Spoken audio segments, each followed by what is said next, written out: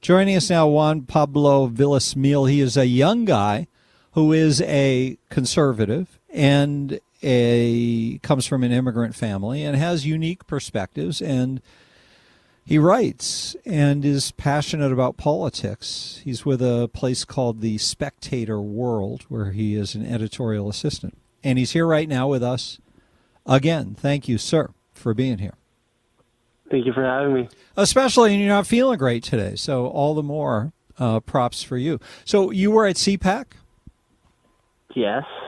And you observed interesting things going on? Yes, I did. Well, I was at CPAC this weekend. Well, actually, I think it started Wednesday. There were not really a lot of things happening that day, though. And what I noticed, my big takeaway is that CPAC is not like the CPAC of yesteryear. It's a very international event.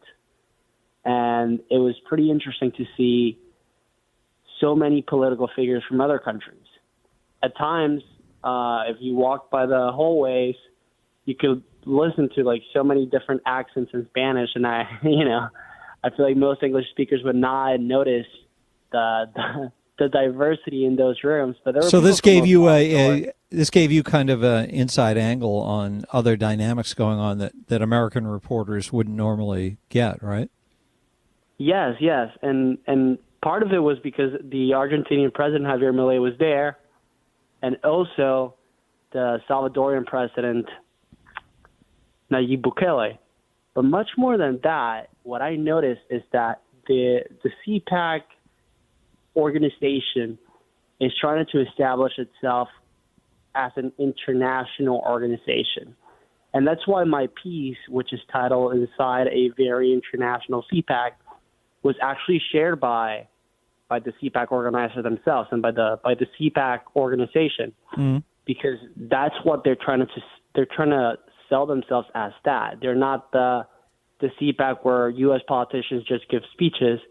They want to be an international organization. And but wait a sec, because CPAC, its thing has been, it's a coming together of the American conservative movement in order for there to be kind of a nerve center so that there is a sense of unity in what exactly it means at any given moment to be an active American conservative. How does that morph into this new thing that you're talking about?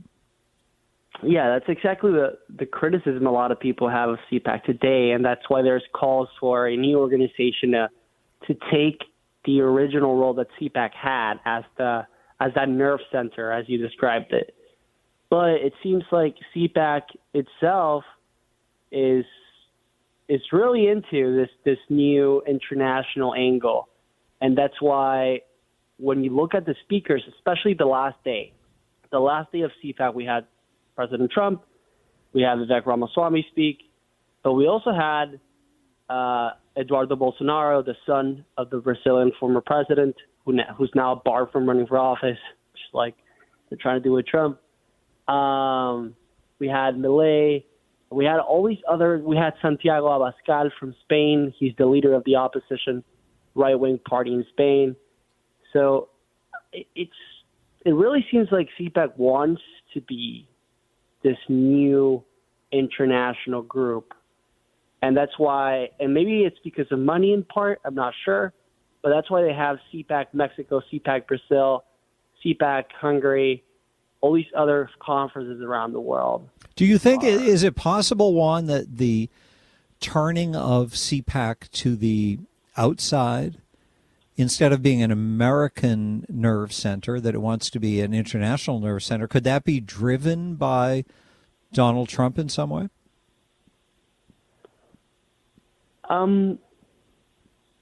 Partly that might be the case. I think mostly it's because they're trying to form this anti-globalism coalition, which is the theme of the conference in D.C. It was against globalism. Previous conferences have been, the theme has been against woke or against insert the label. But this time they're really focused on the globalism, and they brought all these nationalist slash populist slash conservative figures there. Mm-hmm. And maybe it has to do with the time frame too. I know that there's upcoming elections, 2026 in Colombia, 2026 in Brazil, 2024 in the U.S. Not entirely sure why they're doing this now and they didn't do it before. Well, is it possible? My sense has been that CPAC has been losing steam, and I'm wondering if it's losing steam maybe because of this move towards being more of an international organization, or if it's the other way around, that they're doing that because they're losing steam.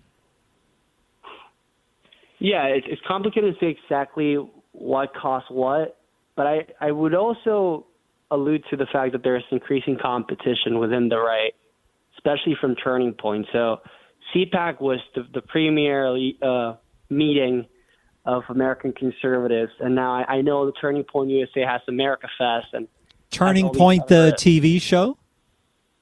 Turning Point USA, the organization led by Charlie Kirk.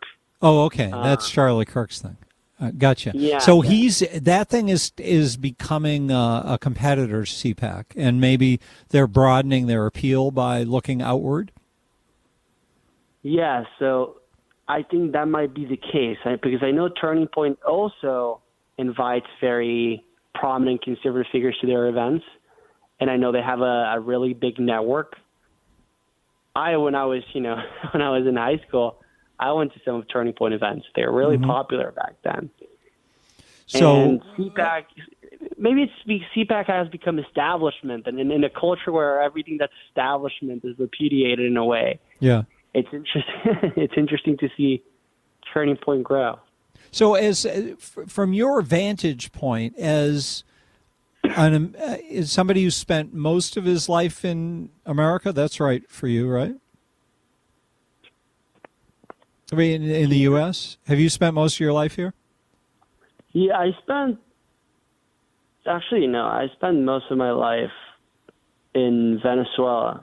Okay, but your college education was here, and you identify as an American. Is that fair to say? Yes, I identify as an American. My pronouns are he, him. And I don't do pronouns, so that's okay. You can skip that part. So, but I'm just curious from your perspective, as somebody, it sounds like you're very caught up in the conservative movement, having gone to CPAC when you were in high school. That's pretty cool. And that's an unusual position to be in. And then it's unusual, again, to also understand these dynamics of international affairs and what's going on in South America and such. What do you take away from this, and what is this exciting to you? Is it bizarre to you? How do you react to it?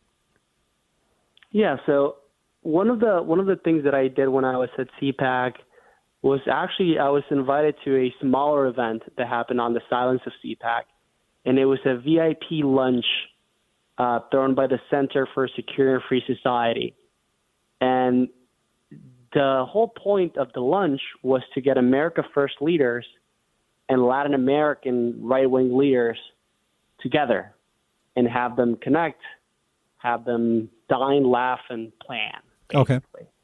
And that was, for me, really interesting. And that's where I saw some value in the international aspect of CPAC. Because, most of the people that come to CPAC go there to listen to speeches. But the leaders that go there, they just don't go for the speeches, right? And when I they go for the handshakes. Is that what you're saying? Yeah. When I saw what was happening behind the scenes, especially at that lunch, I said, okay, I see what's going on, and I like it, because you saw Eduardo Bolsonaro shaking hands with Patricia Bullrich, who's the Minister of Security of Argentina, and you saw all these Latin American leaders, some of them previously isolated, or they've been seen as isolated figures in their countries, coming together in pursuit of a more regional agenda, or at least that's what they're trying to do. Mm-hmm. And if that happens, that would actually be good, because that's what the left has an advantage over the right in the Americas, especially. They're much more organized at a regional level, and the right's not. So more well, of that, but I think the left has traditionally had their energy coming from overseas. You know, that the things they idolize and dream about happening here came first in other countries. The socialism and communism that they love is an external resource. So it's different for conservatives, I think, to be looking outside. How will that manifest? What, you're pleased by it, but what do you see as the opportunity? Like, for me, truly, if you're America first in the truest sense, then the first thing is your country, and then the second thing should probably be your neighborhood, because it's what most directly affects you. The Americas, it's our neighborhood, and I think that for the last few years, ever since Hugo Chavez took over in Venezuela, a lot of the attitude toward Latin America has been, oh, these people are just communists, they do drugs, and, you know, we just ignore them because if we do anything, they're going to hate us more. And it's been really counterproductive, and we could dive into this, but China has taken over Latin America, and Latin America has become a disaster. And the answer to that shouldn't be like, oh, the U.S. is just going to come and invade all these countries and do whatever they've done in the past. But there should be a coherent regional strategy, or at least some path drawn forward by conservatives in the region. And are you saying that we're losing leverage in our neighborhood, South America, because it's being invaded by Chinese money, and the Chinese are spending money to try to affect it? Or how did China make South America into a disaster? Well, in great part, what we've seen from China is that since the U.S. pulled out in many ways, in more ways than one, in distinct sectors, especially extractive sectors in Latin America, China has taken over, and they've become the fastest growing investor in a bunch of Latin American countries. And actually, when you look at it closely, in South America specifically, China has surpassed us with individual countries as the major trading partner. Okay. So that happened with Venezuela, but not only Venezuela, it happened with Brazil, it happened with Argentina. It hasn't happened with Mexico because 71% of the trade the United States has with Latin America entirely is with Mexico alone. Okay. So Mexico is still very dependent on the U.S. Yeah, but China's boxing us out with the other South American countries. So how does that – we've just got a minute left, so tell us what we can know about that in a minute. Yeah, so again, it's a really complicated subject, and I've written about it. So if you're listening to this and you want to look more into it, you just Google my name and type China right next to it. But what's happening is that the United States has been weak, and not the U.S. specifically, but American conservatives and Latin American conservatives have lacked a regional strategy, have lacked regional goals. And part of what CPAC's doing, or they're trying to do, or at least on the silence of CPAC, that's what's going on, is that Latin American leaders are coming together and they're saying, what are we going to do as a region to move at least in one common direction? And that common direction should be more regional interdependence, pulling away from China and many other goals that as a region we should be communicating about. Yeah. So first, it's a cog in the war against China, the Cold War against China, and secondly, it's just the obvious thing to do because we have proximity, so we should be competing. Juan Pablo Villasmil, it's a good conversation. I'm sorry you're not feeling well, and we look forward to talking with you next week, okay? Thank you very much for having me. All righty, feel better. Check out Juan Pablo at New World Spectator. I think that's what it's called, or The Spectator World. And you can find his column there.